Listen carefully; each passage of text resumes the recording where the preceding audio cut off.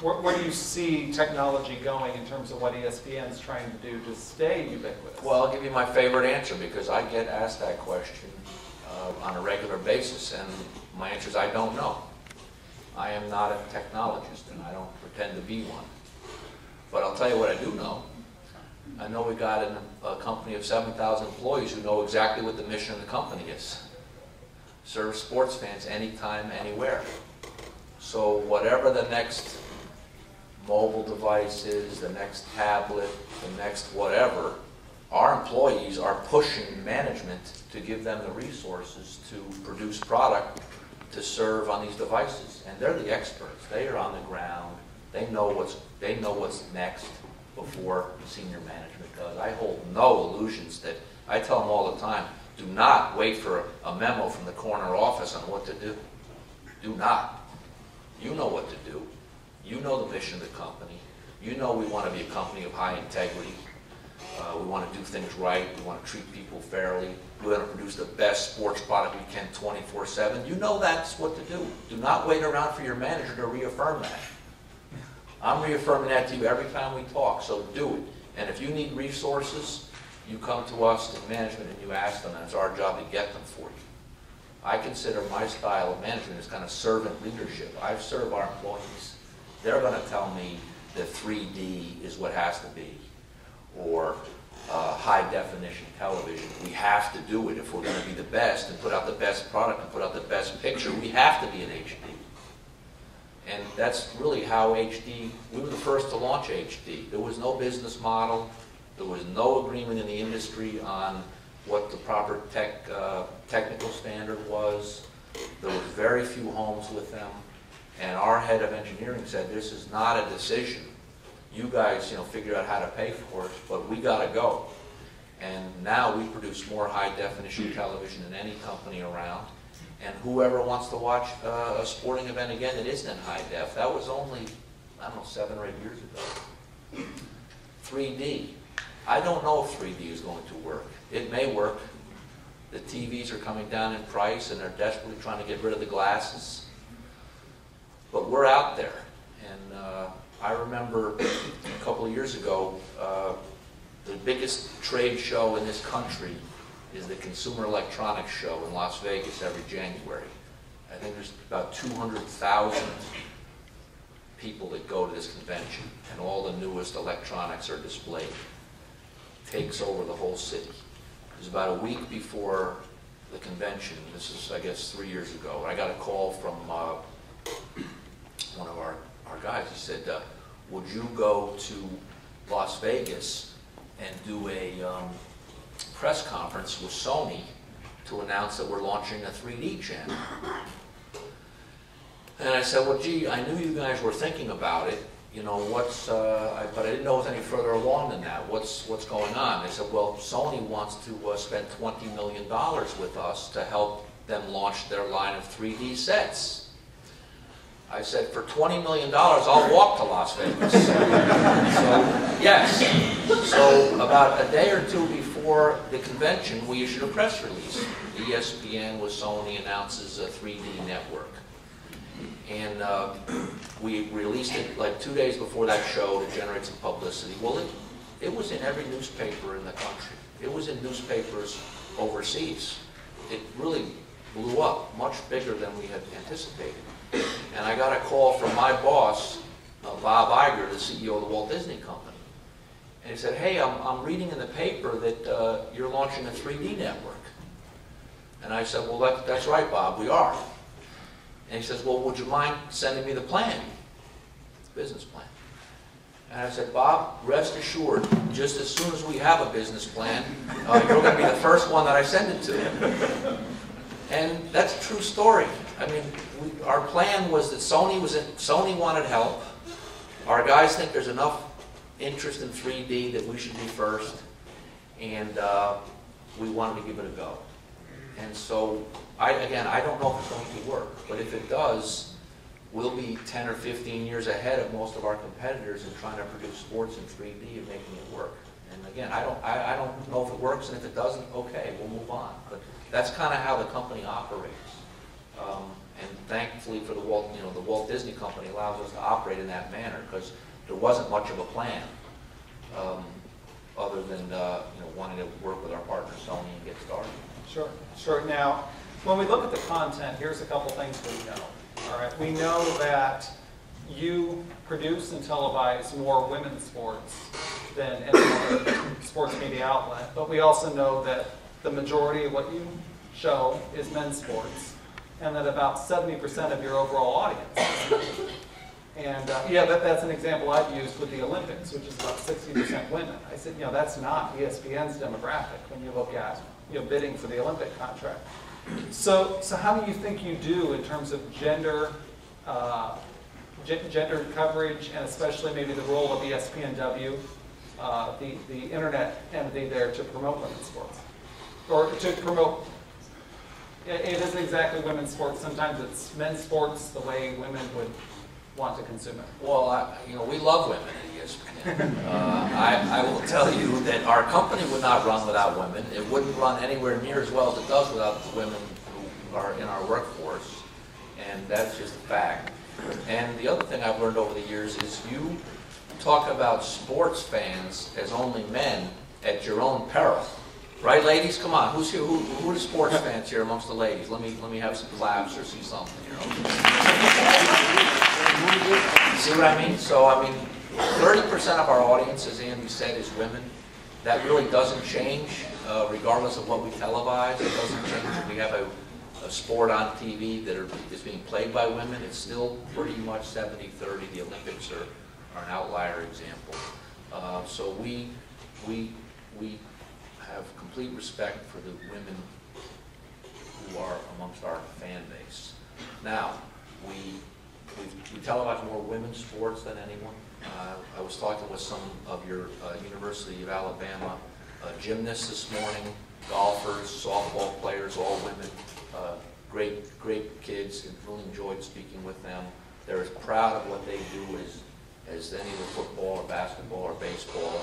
We learned a long time ago at ESPN, every sport has its fans. It doesn't have to be all about the big ones.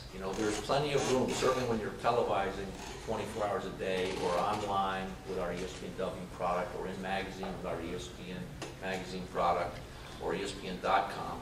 It's almost like an unlimited landscape you have. So there's plenty of opportunity to focus on sports that are enjoyed by smaller groups of fans than large. So we're paying a lot of attention to women's softball, WNBA, women's soccer, just to cite a couple of examples.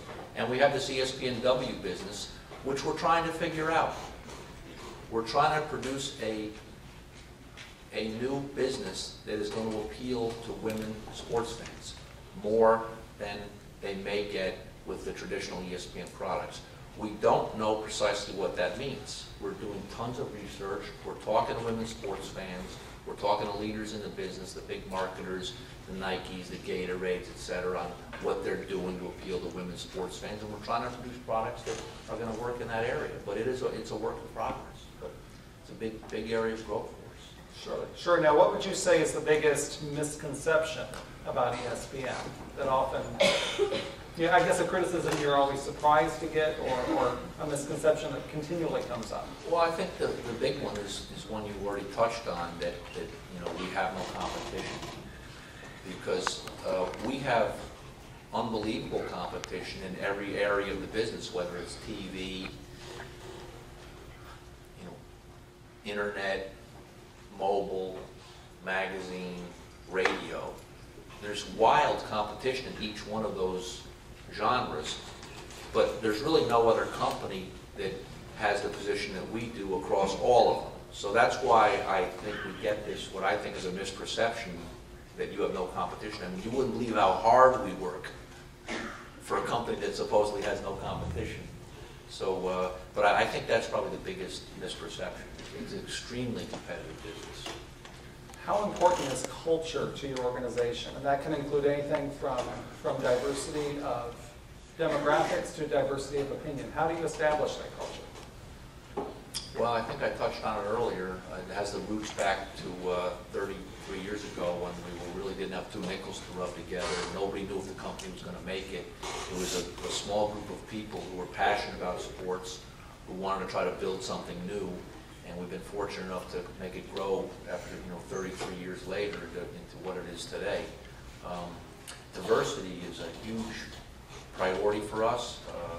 We dedicated ourselves to becoming a much more diverse company. And I said to employees, I think this is going to take 10 years. This isn't something that you just, do a couple of meetings on and then congratulate yourself and check off the box that you somehow become diverse. It's a work in progress, but I'll tell you, the face of ESPN, of our employees, both behind the camera and in front of the camera, looks a lot different now than it did 5, 6, 7, 8 years ago. We were very, very diverse companies, making us stronger. I mean, the Hispanic audience of what we're doing with ESPN Deportes is just a minor example. If you're in the media business and you're not looking ahead 10 and 15 years of the demographics in this country, you're going to miss the boat. And I don't think we are. I think we're all over. Now, I also have a question I have to ask you. Another professor said I had to ask this here. Explain how poker is a sport. Well, it's the key part, entertainment is a sport, right? It's competitive. I mean, it had a nice run, still running. There are fans.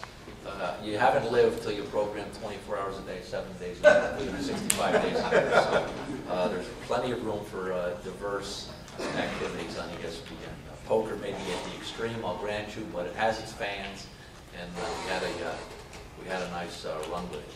I remember, I'll never forget this. I was dropping off my son, who was probably junior high school, Christmas break, dropping him off at a friend's house. His mother comes out and she says, geez, I really wish you guys wouldn't be televising this poker. And I slammed the door. I said, I'll pick up James in 2 hours, and I left. And so I come back after Christmas, a week later, and she comes out again and making small talk. And I said, well, what did you get Jimmy for Christmas? Oh, we got him a poker chip set. I'm like, a week ago, we were televising something you didn't think was good. And, so it had a big craze in the United States, and still has a big place. Yeah, I think the audience for ESPN is, some people really like the outside of the box thinking or the original movies. Others, especially with the main flagship ESPN channel, they're looking for the big three sports. How do you balance some of those programming decisions? Well, I mean, there's only so much of the big three sports that you can televise. They're not played every minute of every day, and we don't own the rights to all of them. So just by nature of the animal, with 24/7, you've got to look for alternatives. Now, SportsCenter's been really the flagship of our company since the first night, and we televise a lot of sports news and information headlined by SportsCenter. But there's plenty of room for other things. The 30 for 30 series that you mentioned, which we started when we turned 30 years old 3 years ago, was so popular that we're continuing it. We're just debuting some films right now. Those do very well for us. So I think there's plenty of room for diversity. If you're not thinking about being innovative and trying new things in whatever business you go into, you're going to get stale quickly. And that is certainly true in the television business, because the consumer has the ultimate power. Power is in his or her thumb. And if they don't like what you're doing, they're gone. So you better continue to try things. By the way, if they don't work, move on to the next thing. I mean, none of this is rocket science, and we're trying to create products that people want to watch. And if they don't want to watch them, we'll move on to the next thing. I've got one more question for you before we turn it over to audience questions here, and that is, Nick Saban, do you think he's the best coach in football today, or the best coach in all of sports? That's a great question. Now, did you say we're going to get on to the question from the audience? Nick's a great coach. I had an opportunity to spend a few minutes with him today. Your university is a wonderful partner for ESPN. Mal Moore in the athletic department, and Nick and all the other coaches, they cooperate with our crews when we're here. In fact, Nick was doing an interview when we went to his office today. So thank you big thank you from ESPN to the University of Alabama and all of its, we mostly deal with the athletic staff for everything they do to help us produce product. It's really a wonderful relationship.